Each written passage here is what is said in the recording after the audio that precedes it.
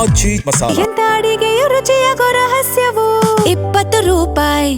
ನಾಳೆ ಕಾವೇರಿ ನೀರು ನಿರ್ವಹಣಾ ಪ್ರಾಧಿಕಾರ ಸಭೆಯನ್ನ ಇಟ್ಕೊಂಡಿದೆ. ಕಾವೇರಿ ನೀರು ಹರಿಸುವಂತೆ ತಮಿಳುನಾಡು ಪಟ್ಟು ಹಿಡುವಂತ ಎಲ್ಲಾ ಸಾಧ್ಯತೆಗಳು ಕಂಡು ಬರ್ತಾ ಇದೆ. ಬರದ ನಡುವೆಯೂ ನೀರು ಬಿಡುವಂತೆ ತಮಿಳುನಾಡಿನಿಂದ ಒತ್ತಡ ಇದೀಗ ಹೆಚ್ಚಾಗ್ತಾ ಇದೆ. ನಾಳೆ ದೆಹಲಿಯಲ್ಲಿ ಉನ್ನತ ಮಟ್ಟದ ಸಭೆ ನಿಗದಿ ಆಗಿದೆ. ಸಿಡಬ್ಲ್ಯೂಎಂಎ ಸಭೆಯಲ್ಲಿ ಸಿಎಂ ಡಿಕೆಯು ಕೂಡ ಭಾಗಿಯಾಗ್ತಾರೆ ಅನ್ನುವಂಥ ಸಾಧ್ಯತೆಗಳು ಕಂಡು ಬರ್ತಾ ಇದೆ. ಮಳೆಯ ಪ್ರಮಾಣ, ಡ್ಯಾಂನಲ್ಲಿ ನೀರು ಸಂಗ್ರಹದ ಕುರಿತಂತೆ ಈ ಒಂದು ಸಭೆಯಲ್ಲಿ ಬಹಳ ಪ್ರಮುಖವಾಗಿ ಚರ್ಚೆ ಆಗುತ್ತೆ.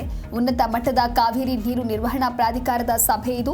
ಕಳೆದ ವಾರ ಕೂಡ ಕಾವೇರಿ ನೀರು ನಿಯಂತ್ರಣ ಸಮಿತಿ ಒಂದು ಸಭೆಯನ್ನ ಮಾಡಿತ್ತು. ಕರ್ನಾಟಕಕ್ಕೆ ನೀರು ಹರಿಸೋದ್ರ ಬಗ್ಗೆ ಯಾವುದೇ ರೀತಿಯಾದಂತಹ ಸೂಚನೆಯನ್ನ ಸಿಡಬ್ಲ್ಯೂಆರ್ಸಿ ನೀಡಿದ್ದಿರಲಿಲ್ಲ. ಒಟ್ಟಾರೆಯಾಗಿ ಆದಷ್ಟು ಬೇಗ ಸಿಡಬ್ಲ್ಯೂಎಂಎ ಸಭೆ ಕರೆಯುವಂತೆ ತಮಿಳುನಾಡು ಮನವಿಯನ್ನ ಮಾಡಿತ್ತು.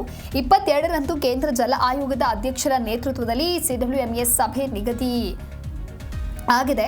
ಈ ಒಂದು ಸಭೆಯಲ್ಲಿ ಸಿಎಂ ಡಿಕೆ ಶಿವಕುಮಾರ್ ಕೂಡ ಭಾಗಿಯಾಗ್ತಕ್ಕಂಥ ಸಾಧ್ಯತೆಗಳಿದೆ. ಜೊತೆಗೆ ರಾಜ್ಯದ ಬರ ಪರಿಸ್ಥಿತಿಯ ಬಗ್ಗೆಯೂ ಕೂಡ ಮನವರಿಕೆ ಮಾಡುವಂಥ ಸಾಧ್ಯತೆಗಳು ಕಂಡು ಬರ್ತಾ ಇದೆ. ಕಳೆದ ವಾರ ಸಿಡಬ್ಲ್ಯೂಆರ್ಸಿ ಅಂದರೆ ಕಾವೇರಿ ನೀರು ನಿಯಂತ್ರಣ ಸಮಿತಿ ಸಭೆ ಆಗಿರುತ್ತೆ.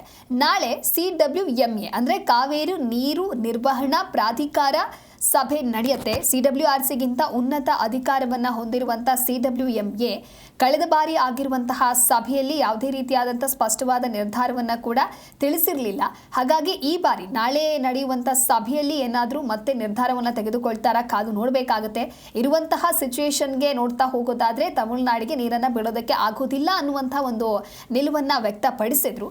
ಹಾಗಾಗಿ ನಾಳೆ ಏನಾದರೂ ಮತ್ತಷ್ಟು ತಮಿಳುನಾಡಿನಿಂದ ಒತ್ತಡ ಹೆಚ್ಚಾಗುವಂಥ ಸಾಧ್ಯತೆಗಳಿದೆಯಾ ಏನು ಎತ್ತ ಎಲ್ಲವನ್ನ ಕೂಡ ಕಾದು ನೋಡಬೇಕಾಗತ್ತೆ.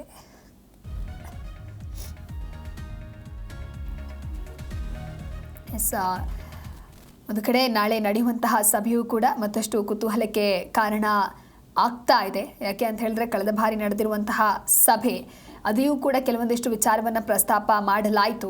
ಆಗ್ತಾ ಇರುವಂಥ ಪ್ರೆಸೆಂಟ್ಲಿ ಸಿಚುವೇಶನ್ ಹೇಗಿದೆ, ಮಳೆ ಕಮ್ಮಿ ಆಗಿರೋದ್ರಿಂದ ಜಲಾಶಯದ ನೀರಿನ ಪ್ರಮಾಣ ಹೇಗಿದೆ, ನೀರಿನ ಮಟ್ಟ ಹೇಗಿದೆ, ಯಾವ ರೀತಿಯಾಗಿ ಬಳಕೆ ಮಾಡಬೇಕು, ಈ ಎಲ್ಲವನ್ನ ಕೂಡ ಅಲ್ಲಿ ವಿವರಣೆ ನೀಡುವಂಥ ಕೆಲಸವೂ ಆಯಿತು. ಕೆಲವೊಂದಿಷ್ಟು ವಾದ ಮಂಡನೆಯೂ ಕೂಡ ಕಳೆದ ಬಾರಿ ನಡೆದಿರುವಂತಹ ಸಭೆಯಲ್ಲಿ ಆಯಿತು. ಆದರೆ ನಾಳೆ ಮತ್ತೊಂದು ಹಂತದ ಸಭೆಯನ್ನು ಇಟ್ಕೊಳ್ಳಲಾಗಿದೆ.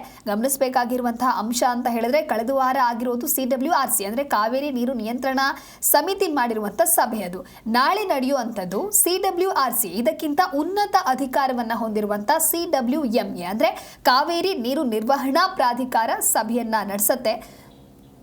ಹಾಗಾಗಿ ತಮಿಳುನಾಡು ಮತ್ತೆ ಯಾವೆಲ್ಲ ಬೇಡಿಕೆಗಳನ್ನು ಮುಂದೆ ಇಡುತ್ತೆ ಅನ್ನೋದನ್ನು ಕಾದು ನೋಡಬೇಕಾಗತ್ತೆ. ಯಾಕೆ ಅಂದರೆ ಯಾವುದೇ ನೀರು ಬಿಡುವಂತಹ ಸೂಚನೆ ಕಂಡು ಬಂದಿರಲಿಲ್ಲ. ಕಳೆದ ಬಾರಿ ನಡೆದಿರುವಂಥ ಸಭೆಯಲ್ಲಿ ರಾಜ್ಯದಲ್ಲಿ ಬರದ ಪರಿಸ್ಥಿತಿ, ಜಲಾಶಯಗಳಿಂದ ನೀರಿನ ಲಭ್ಯತೆಯ ಕುರಿತಂತೆ ಕರ್ನಾಟಕವೂ ಕೂಡ ಕೆಲವೊಂದಿಷ್ಟು ವಾದವನ್ನು ಮಂಡನೆ ಮಾಡಿತ್ತು. ಅದೇ ರೀತಿಯಾಗಿ ನಾಳೆಯೂ ಕೂಡ ಸೇಮ್ ವಾದವನ್ನು ಮಾಡಲಾಗುತ್ತೆ. ಸ್ಟ್ಯಾಟಿಸ್ಟಿಕಲ್ ಡಾಟಾ ಯಾವ ರೀತಿಯಾಗಿದೆ, ಕೆಲವೊಂದಿಷ್ಟು ಅಂಶಗಳನ್ನು ಕೂಡ ನಾಳೆ ನಡೆಯುವಂಥ ಸಭೆಯಲ್ಲಿ ಉಲ್ಲೇಖ ಮಾಡ್ತಾರೆ. ರಿಪೋರ್ಟ್ ಯಾವ ರೀತಿಯಾಗಿದೆ, ಏನು ಹೇಳುತ್ತೆ ಅಂತ.